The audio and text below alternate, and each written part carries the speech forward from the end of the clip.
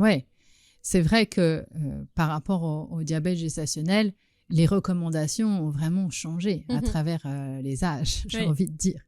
On a toujours tendance un peu à perdre la mémoire en tant qu'être humain. Et puis aujourd'hui, on ne sait pas quelles étaient les recommandations avant.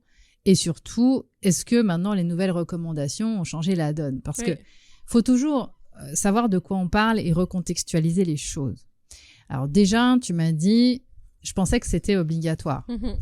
Le test, aucun test de ce type-là est obligatoire pendant la grossesse. Les femmes font ce qu'elles veulent. Mais de nouveau, si tu penses que tu mets ton bébé en danger, si tu ne le fais pas, tu le feras. Avec la peur. Voilà. Donc, c'est pas obligatoire et c'est pas parce que le praticien va dire la prochaine fois, on se donne rendez-vous pour faire le test.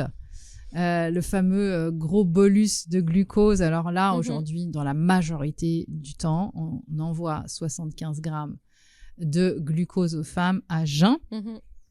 On leur fait une prise de sang juste avant, à 1 heure et à 2 heures, et on regarde le niveau de la glycémie dans les prises de sang pour dire oui, vous avez... En fait, on regarde comment son corps réagit à une arrivée massive de sucre. En fait, il y a une problématique, c'est que on ne demande pas aux femmes déjà quelle est leur façon de s'alimenter en général. Une femme qui a un régime cétogène, son pancréas ne fonctionne pas pareil qu'une femme qui va avoir un autre type de régime. Donc déjà, ça dépend comment tu t'alimentes.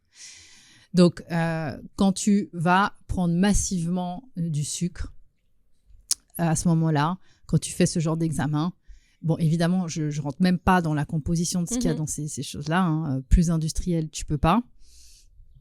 Normalement, ton pancréas est censé produire une certaine quantité d'insuline pour que le glucose rentre dans la cellule, etc. Si ce n'est pas le cas, le sucre reste dans le sang et c'est comme ça qu'on repère une glycémie. Donc, bien sûr que normalement, le corps est censé le gérer, mais le problème que moi j'identifie, c'est que le problème, c'est pas vraiment le fait qu'une femme ait du sucre dans le sang.